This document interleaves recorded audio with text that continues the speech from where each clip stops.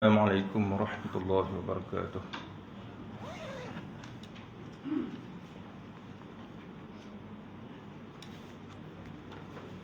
Bismillahirrahmanirrahim. Alhamdulillahi rabbil alamin. Wassalatu wassalamu ala asyrafil anbiya'i wal mursalin wa ala alihi wa sahbihi ajma'in. Subhanaka la ilma lana illa ma 'allamtana innaka antal alimul hakim. Rabbi shrah li sadri wa yassir li amri wahlul 'uqdatam min lisani yafqahu qawli, amma ba'd. Tahu dah tu. Ma'rifat lah. Baik. Baik tuan-tuan, kita masuk pula pada membahaskan tentang tajuk yang seterusnya, iaitulah tentang makrifah. Apakah yang dimaksudkan dengan makrifah? Jadi pada kuliah kita yang lalu tu bila? Sebulan yang lalu. Bang telah mohon. Pada bulan yang lalu kita dah pun membahaskan tentang hukum akal. Jadi tuan-tuan, orang kata apa, sekali imbah kita nak kena ulang kaji balik sikit tajuk yang sebelum tu. Pasal apa tuan-tuan? Sebab kalau kita terus masuk pada tajuk yang seterusnya tanpa kita ulang kaji balik, lain kali kita mai ke depan, kuih ke depan, hak ke belakang kuih tak tahu lah. Dia lupa habis dah tuan-tuan. Jadi kita peringat balik juga. Jadi pada kuliah yang lalu kita dah bincang balik tentang hukum akal. Kita dah bincang tentang hukum akal. Apa maksud hukum akal? Iaitulah hukum yang mana hukum yang kita putuskan dengan menggunakan akal. Bila sebut kata hukum akal, iaitulah hukum yang kita putuskan dengan menggunakan akal. Maka akal itu adalah sebagai alat untuk kita menghukum. Sebab apa? Sebab kalau orang itu dia tidak ada akal, maka dia tidak boleh menghukum. Sebab tu kalau orang gila tuan-tuan, boleh tak dia nak menghukum kata Tuhan tu ada? Tak boleh dia nak menghukum kata Tuhan tu ada kalau kata dia tidak ada akal. Tuan-tuan, bahkan dia tak boleh nak menghukum tentang segala sifat-sifat Tuhan yang lain. Sebab apa? Sebab dia tidak ada akal.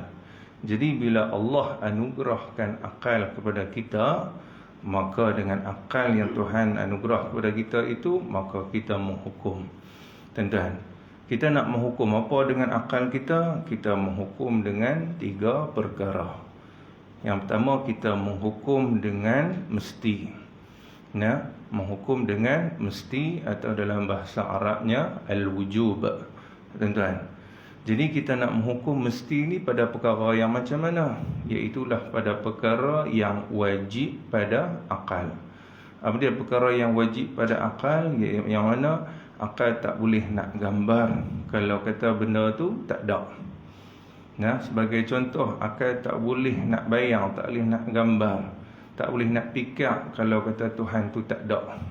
Tuan-tuan, jadi bila akal tak boleh nak fikir, tak boleh nak gambar kalau kata Tuhan tu tak ada, maka kita menghukum dengan akal kita.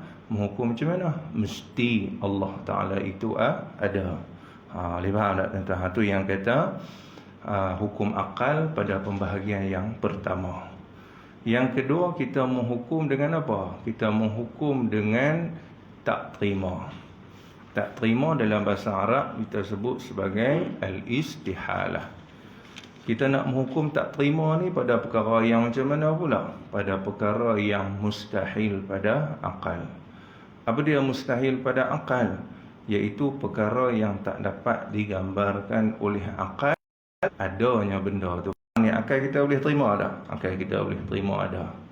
Tentu tak ada pula. Bila kata tak ada pula, akal boleh terima ke tak? Akal boleh terima juga. Sebab apa? Sebab memang asal kita tak ada. Bila kata asal kita tak ada, kemudian ada, kemudian tak ada.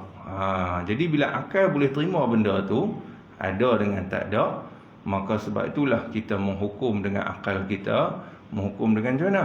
Boleh alam ini terima ada, boleh alam ni terima tak ada. Tuan-tuan. Tu yang kata hukum akal, pembahagian yang ketiga. Jadi secara kesimpulannya, bila kita ada akal, Allah Ta'ala kurniakan kepada kita akal, maka kita menghukum dengan akal kita menghukum dengan 3 perkara. Pertama, kita menghukum dengan mesti Allah Ta'ala itu ada, mesti Allah Ta'ala itu sedia, mesti Allah Ta'ala itu kekal. Dan yang kedua, kita menghukum dengan tak terima Allah Ta'ala itu buta, tak terima Allah Ta'ala itu tuli. Dan yang ketiga, kita menghukum dengan boleh alam ini terima ada, boleh alam ni terima tak ada. Selesailah itu, tuan-tuan.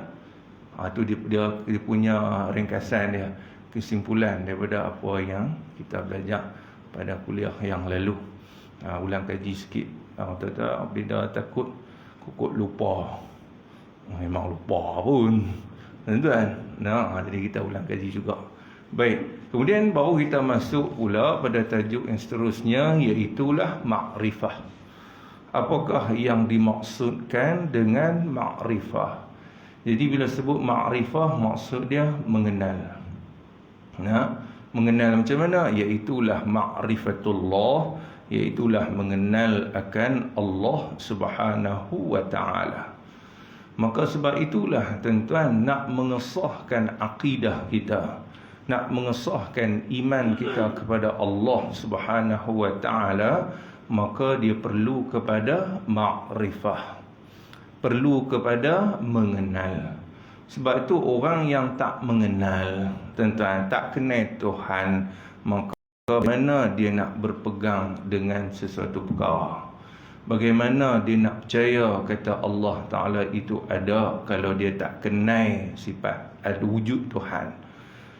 Bagaimana dia nak i'tiqad, nak berpegang? Bagaimana dia nak percaya kata Allah Ta'ala itu tidak ada permulaan kalau dia tidak ada makrifah, tak mengenal akan sifat qidam? Bagaimana dia nak i'tiqad, nak percaya pada sifat baqa Allah Subhanahu wa ta'ala, Allah Ta'ala itu kekal, sekiranya dia tidak ada makrifah, tak mengenal apa? Mengenal tentang sifat baqa Allah Subhanahu wa ta'ala. Tuan-tuan, perlunya kepada makrifah, perlunya kepada mengenal, barulah sah akidah kita, barulah diterima iman kita di sisi Allah Subhanahu wa ta'ala.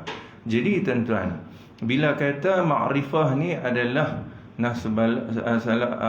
sebagai satu syarat kepada sahnya akidah kita, pegangan kita ni tuan-tuan, maka dalam makrifah, dalam kita nak mengenal Allah Subhanahu wa ta'ala, maka dia perlu kepada 3 syarat utama. Tuan-tuan, bila dia merangkum 3 syarat utama ni tuan-tuan, baru dikatakan sebagai makrifah, baru dikatakan sebagai mengenal Allah. Bila dia kenal Allah, baru sah i'tiqad dia, baru sah akidah dia, tuan-tuan. Perlu kepada syarat-syarat dia. Jadi mana dia syarat makrifah, tuan-tuan? Yang pertamanya iaitulah pegangan yang yakin ataupun i'tiqad jazim. Apa dia i'tiqad jazim? Pegangan yang putus. Jazim maksud dia putus. Putus ni maksud dia apa dia? Iaitu yang yakin 100%, tidak ada keraguan walau sebesar habuk pun dalam hati dia. Tuan-tuan, tak ada keraguan sikit pun. Apa yang dia pegang, apa dia i'tiqad dalam hati dia, jazim, kukuh, putus, tak ada ragu-ragu walau sikit. Tuan-tuan, tu baru kata makrifah. Jadi tuan-tuan, kalaulah pada i'tiqad kita itu ada ragu-ragu, maka tidak cukup syarat makrifah. Bila tak cukup syarat makrifah, maka tak dinamakan sebagai mengenal Allah. Bila dia tak mengenal Allah, maka sah dah akidah dia, iman dia, tidak sah akidah, tidak sah iman. Bila tak sah iman, lawan bagi iman apa dia? Lawan bagi iman kufur. Tuan-tuan. Jadi bila tak sah iman, maka dia jatuh kufur.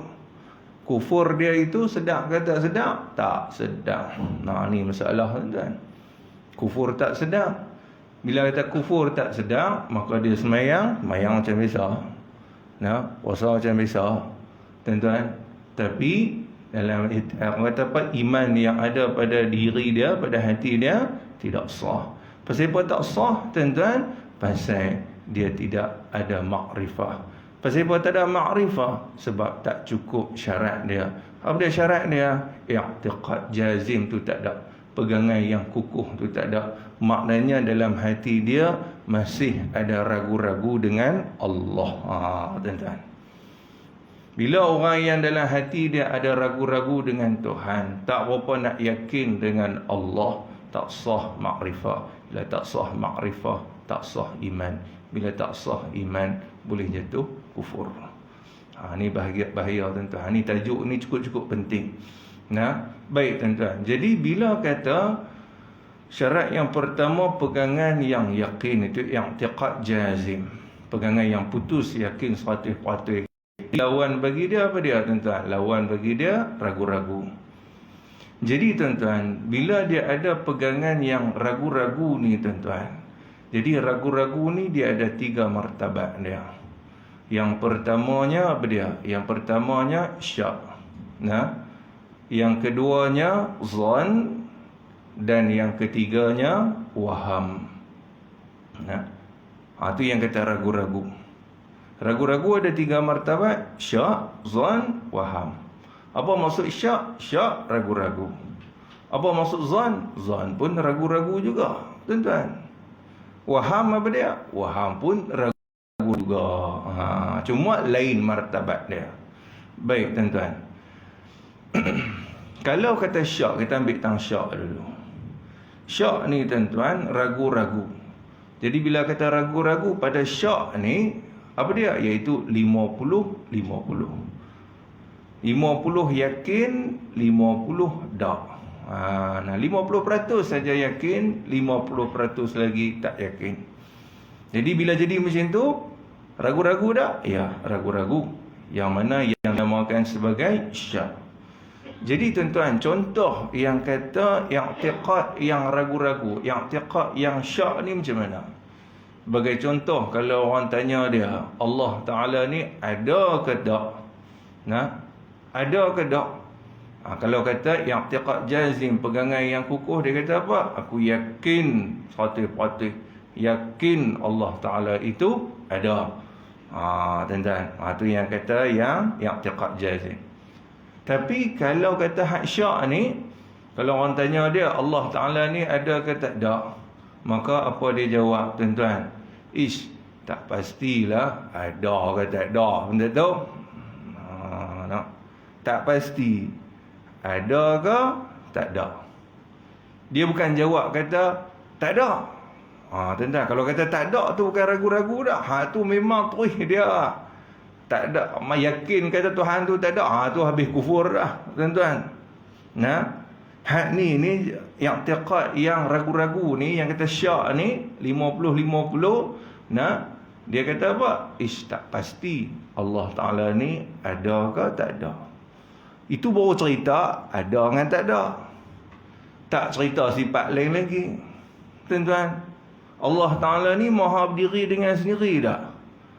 Tak bisa dengar gila berdiri dengan sendiri tu. Tak pastilah ada ke tak ada. Habis kan. Nah, padahal yang tu sifat yang wajib bagi Allah, yang wajib kita kena i'tiqad dalam hati. Tapi kalau kata qiyamuhu ta'ala binafsih, diri Tuhan dengan sendiri pun tak tahu, tuan-tuan, maka bila dia tak tahu, kalau orang tanya dia, agak-agak dia nak jawab apa? Tak pasti. Tak pasti ada ke tak ada. Pasal dia tak tahu. Bila kata tak pasti tuan-tuan, itu yang kata syak. Syak ni yang boleh membawa kepada tidak sah, tak sah iman. Tu kata ulama kata wajib wa yajibu ala kulli mukallafin ay ya'rifa ma yajibu fi haqqi maulana jalla wa azza wa ma yastahilu wa ma yajuzu. Wajib atas setiap mukallaf mengetahui perkara yang wajib bagi Allah. Apa dia? Sifat wajib bagi Tuhan, sifat 20 tu. Wajib kena tahu. Tu ulama sebut. Bukan saya sebut, ulama. Nah, ulama muktabar sebut, tuan-tuan. Bukan kata saja-saja, memang wajib kita kena tahu. Tapi kalau kata kita tak mengaji sifat tu, macam mana kita nak kata mesti Allah Ta'ala itu, aku yakin Allah Ta'ala itu maha berdiri dengan sendiri, tuan-tuan. Sebab apa? Sebab dia mengaji. Maksud yang kata belajar berdiri dengan sendiri itu macam mana. Tapi kalau dia tak pernah belajar, tuan-tuan, agak-agak dia nak jawab macam tu dah. Dia takkan jawab macam tu. Bila dia tak jawab macam tu, maka hakikatnya dia tidak ada i'tiqad jazim. Pegangan dia tak putus. Tuan-tuan. Ni hak cerita ni, soalan dia ada ke tak ada. Kalau orang tanya dia, Allah Ta'ala ni ada ke tak ada, maka dia jawab, bagi yang kata jawapan yang syak ni macam mana? Dia jawab, tak pasti ada ke tak ada. Tuan-tuan. Itu yang kata syak. Baik. Yang kedua, ragu-ragu yang kedua, yang dinamakan sebagai zon. Apa maksud zon? Zon pun ragu-ragu juga. Cuma martabat dia lain sikit. Iaitu apa dia? Yang mana 75% yakin, lagi 25% tak yakin. Tuan-tuan. Maknanya keyakinan dia tak sampai 100%. 75 saja. Lagi 25 tu tak. Tuan-tuan. Maknanya bila kata 75 ni, dia nak dekat-dekat yakin dah.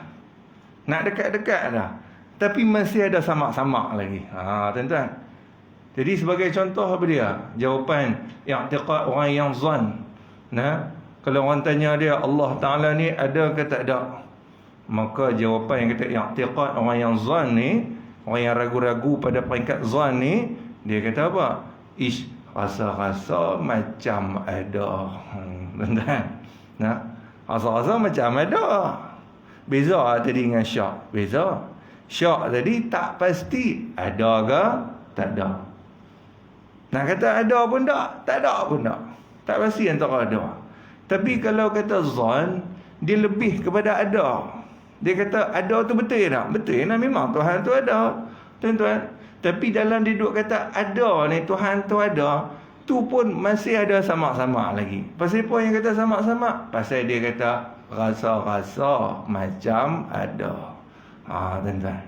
Jadi bila kita rasa-rasa macam ada, itu jawapan yang zon. Jadi orang yang i'tiqad macam ni, dia kata, orang tanya dia, Tuhan ni ada ke tak ada? Rasa-rasa macam ada. Kafir, tuan-tuan. Tak sah iman. Dia tak pasti ada ke tak ada, pun tak sah iman juga. Tak sah iman, kafir lah. Ni bahaya, tuan-tuan. Kemudian ragu-ragu yang ketiga, iaitu waham. Waham pun ragu-ragu juga. Cuma martabat dia lebih rendah lagi daripada zan, dan lebih rendah lagi daripada syak. Tuan-tuan. Kalau kata zan 75 yakin, 25 tak. Kalau kata syak 50 yakin, 50 tak. Tapi kalau kata waham, tuan-tuan, 75 tak yakin. Bukan kata 75 yakin, 75% tak yakin. 25% saja yang yakin. 25% saja yang yakin. Sebagai contoh, jawapan bagi orang yang orang kata i'tiqad dia itu waham. Macam mana? Kalau orang tanya dia, Allah Ta'ala ni ada ke tak ada, maka dia jawab apa? Dia jawab, rasa-rasa macam tak ada. Tuan-tuan. Dia lebih kepada tak ada. Bila kata tak ada, betul ke tak? Tak betul sama sekali, tuan-tuan.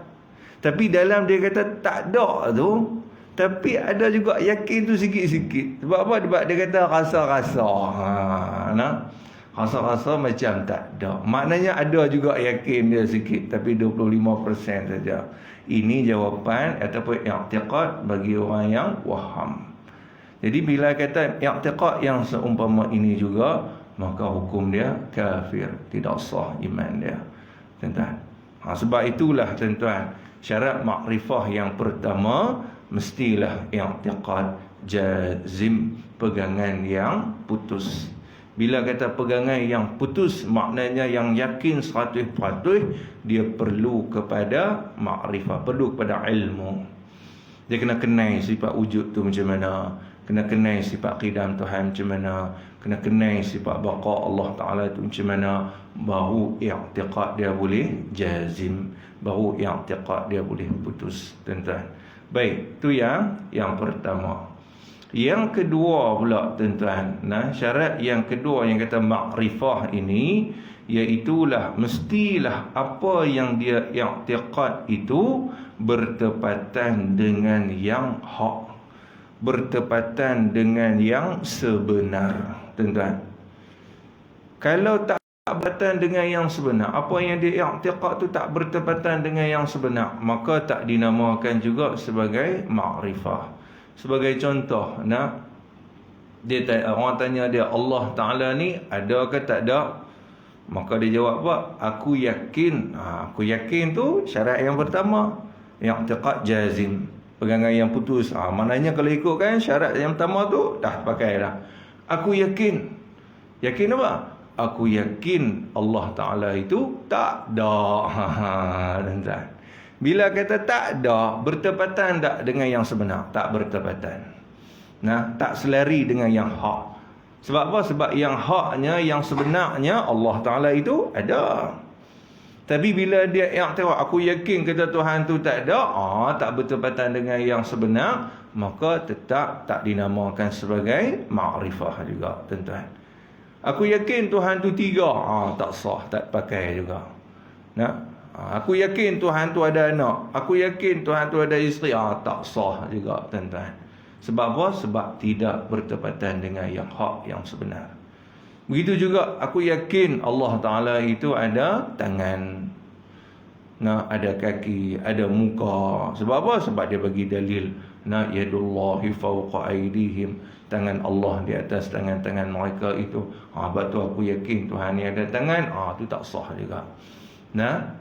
Sebab apa? Sebab yang haknya, yang sebenarnya, bukan maksud kata Tuhan tu ada tangan. Yadun di sini, yadun dengan makna yang lain. Hak tu kita akan bincang pada sifat mukhalafatuhu ta'ala lil hawadis. Tuan-tuan, baik. Sejuk malam ni, tuan-tuan. Aircon habis semua. Baik.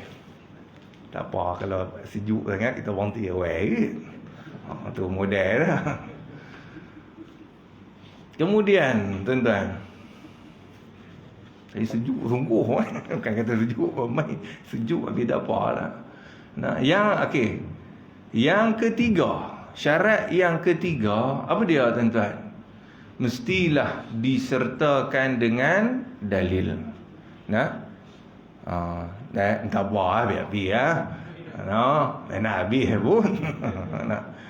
Baik, syarat yang ketiga yang kata makrifah, yang kata mengenal ni, yang ketiga apa dia? Mestilah disertakan dengan dalil.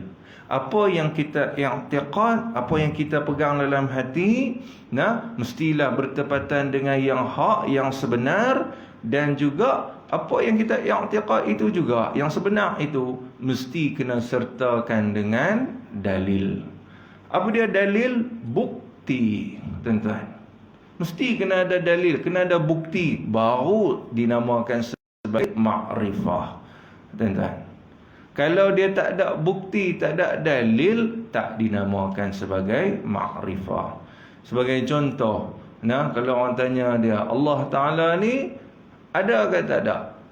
Maka dia jawab kata apa? Aku yakin Allah Ta'ala itu ada. Ada berapa syarat dah, tuan-tuan? 2 syarat cukup dah. Yang pertama, aku yakin, i'tiqad jazim, pegangan yang putus. Allah Ta'ala itu ada. Ada tu bertepatan dengan yang hak, bertepatan dengan yang sebenar, tuan-tuan. 2 tu dah ada dah. Kemudian orang tanya dia pula, apa bukti dia? Hang kata Tuhan tu ada. Apa dia jawab? Bukti dia aku tak tahu. Aku tahu kata Tuhan tu ada, tapi bukti dia aku tak tahu. Bila tak tahu, tuan-tuan, maka ulama kata tak dinamakan sebagai makrifah, tak dinamakan sebagai mengenal. Sebab apa? Sebab tak disertakan dengan dalil. Jadi tuan-tuan, bagi mereka yang tak sertakan dengan dalil, hanya mengikut pandangan ataupun cakapan orang lain sahaja, maka itu dinamakan sebagai taklid. Dinamakan sebagai taklid. Jadi orang yang mengikut pendapat orang lain tanpa dia fikir dengan akal dia, dinamakan sebagai muqallid. Dinamakan sebagai muqallid. Baik, sebagai contoh yang kita taklid ni macam mana? Kalau orang tanya dia, Allah Ta'ala ni ada ke tak ada? Maka dia jawab, aku yakin Allah Ta'ala itu ada. Apa dalil dia? Apa bukti dia? Bukti dia aku tak tahu, tapi pak aku kata ada. Pak aku kata ada. Kalau pak hang kata tak ada, tak ada. Jawab pak hang pun alim ke? Kalau pak hang jahil juga, kira bukan hang kata Tuhan tak ada. Tuan-tuan.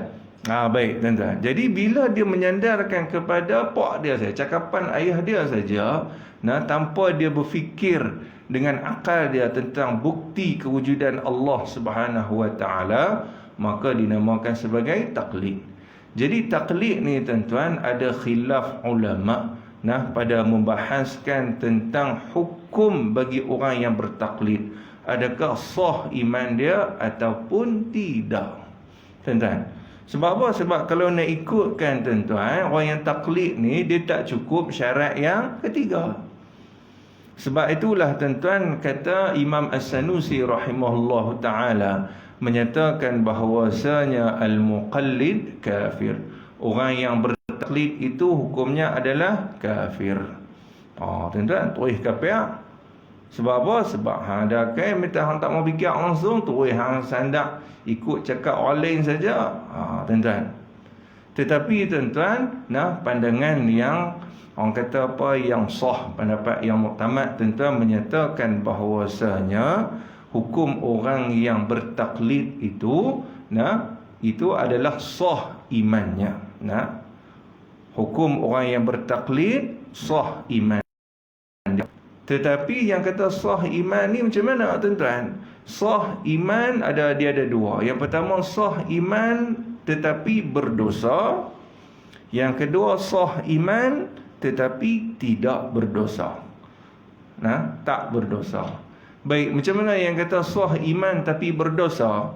Iaitu sekiranya orang yang bertaklid itu dia ada akal dan dia mampu fikir tentang bukti, tentang dalil kewujudan Allah, tetapi dia saja tak mau fikir, ikut cakap orang saja, dia malas nak fikir. Jadi bila kata macam tu, maka ulama kata iman dia sah tetapi berdosa. Berdosa besar, tuan-tuan. Baik. Tetapi sekiranya dia orang kata apa, dia ada akal juga tuan-tuan, tetapi dia jenis hak lembam sikit tuan-tuan. Maknanya dia tak mampu nak fikir lebih tuan-tuan. Tak mampu fikir lebih pada yang tu.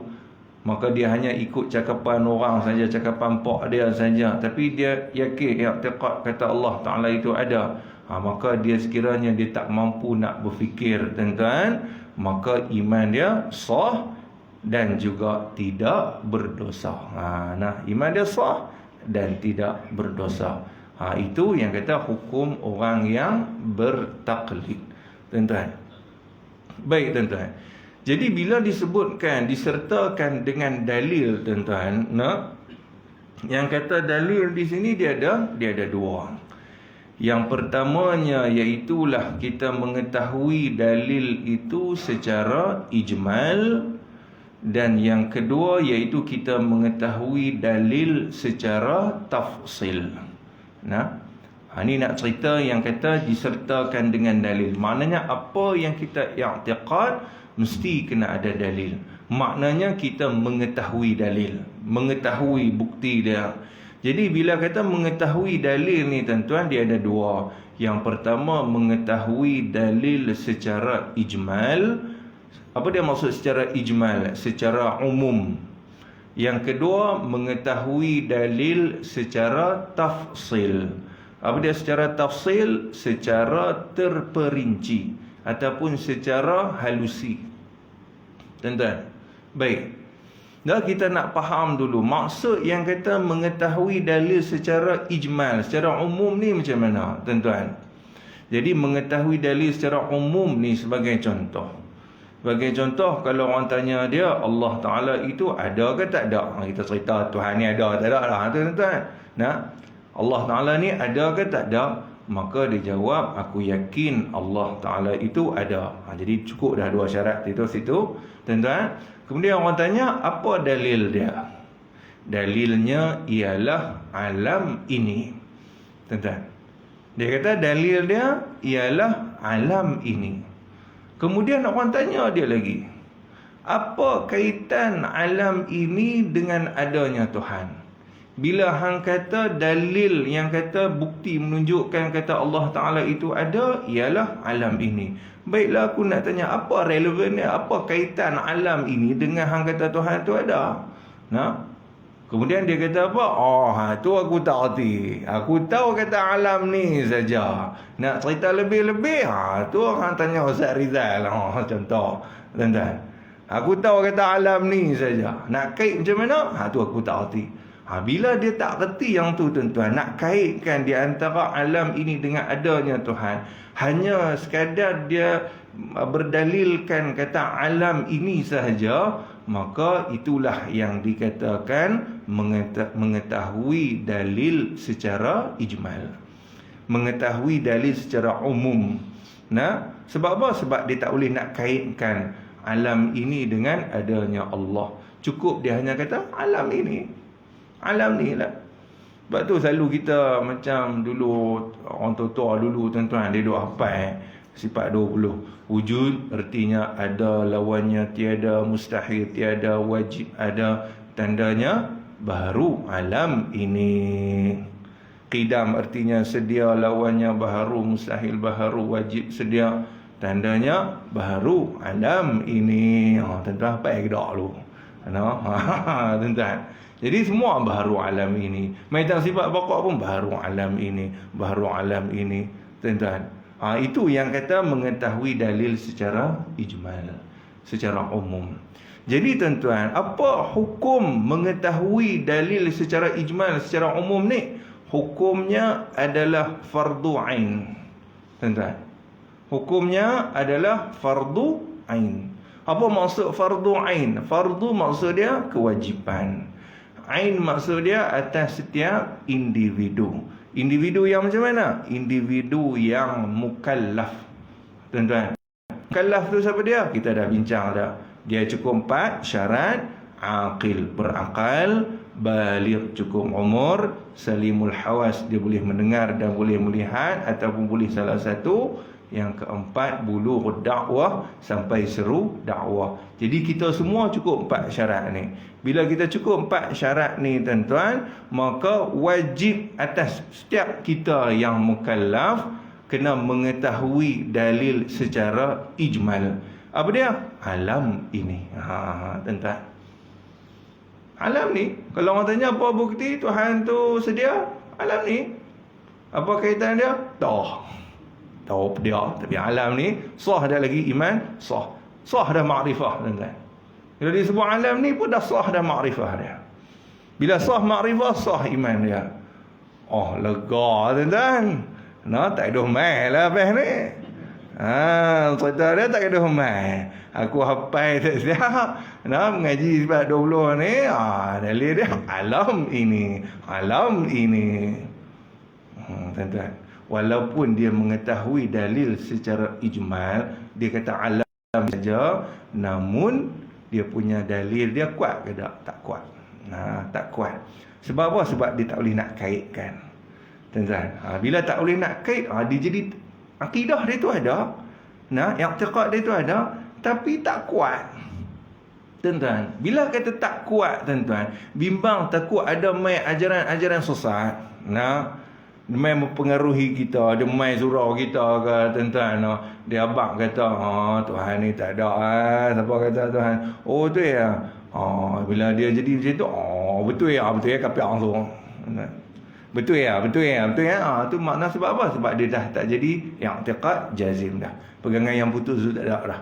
Tuan-tuan. Ni bahaya. Walaupun boleh hanya sekadar mengetahui dalil secara ijmal, tetapi seeloknya kita mengetahui dalil secara tafsil. Tuan-tuan. Maka sebab itu bila kita mengetahui dalil secara tafsil ni tuan-tuan, hukum dia adalah fardu kifayah. Fardu kifayah. Apa dia fardu kifayah? Fardu maksud dia kewajipan. Kifayah maksud dia memadai. Tu maksud kifayah. Kadang setengah orang tak tahu kifayah ni apa dia. Kifayah ni maksud dia memadai. Sebab tu kalau kami di Mesir dulu, Tok Arak tu suruh tambah nasi. Tambah nasi. Kifayah keda. Apa dia kifayah? Aku ingat fardu kifayah lah. Takkan tambah nasi fardu kifayah. Nak buat kifayah tu cukup. Memadai lah banyak ni tak apa dah. Tuan-tuan, tu kita kifayah. Tapi bila kata fardu kifayah, fardu kewajipan, kifayah memadai. Memadai itu maksud dia macam mana? Memadai kalau orang lain dah tahu, kita tak payah tu. Boleh faham tak? Fardu kifayah, orang lain tahu, kita tak payah. Baik. Jadi maknanya tuan-tuan, kalau kita dalam satu qaryah tu ada seorang. Ada seorang yang maknanya dia boleh mengetahui dalil secara tafsil, secara terperinci. Maksud terperinci ni macam mana? Maknanya dia boleh kait alam ini dengan adanya Tuhan. Dia boleh kait, dia boleh cerita. Tuan-tuan, bila dia boleh kait, boleh cerita, maka itu yang dikatakan mengetahui dalil secara tafsil, secara terperinci. Maka hukumnya adalah fardu kifayah. Bila kata fardu kifayah, cukup kalau kata dalam satu qaryah tu seorang alim.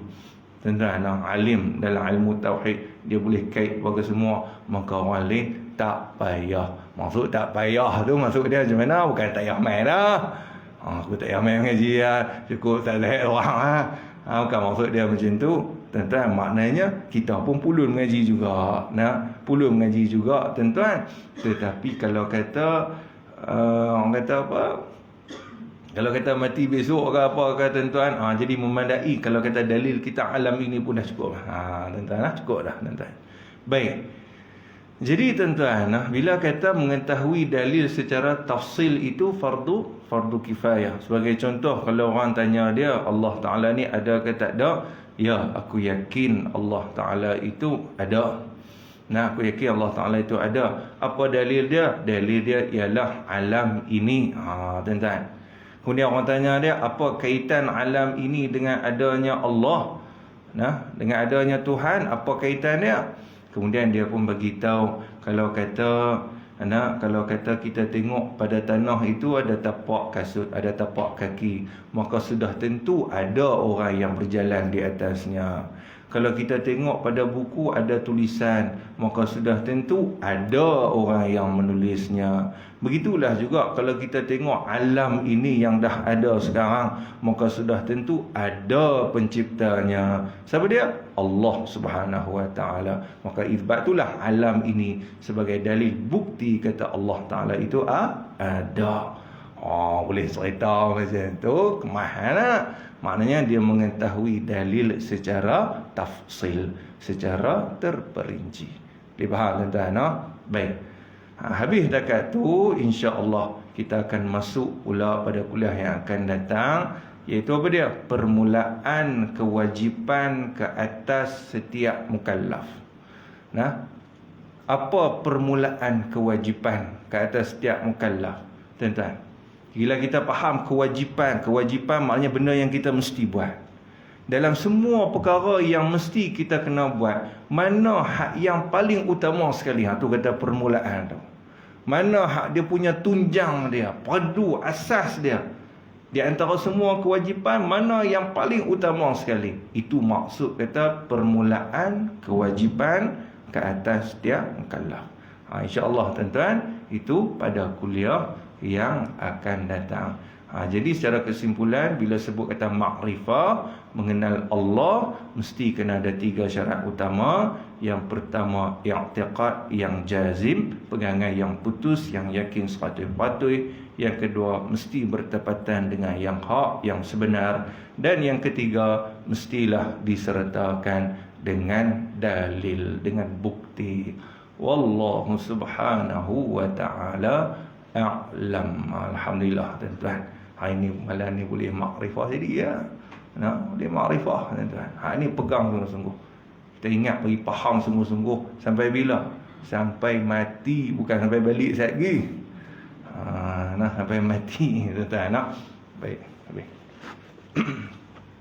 Bismillahirrahmanirrahim. Alhamdulillahirabbil alamin wassalatu wassalamu ala asyrafil anbiya'i wal mursalin wa ala alihi wa sahbihi ajma'in.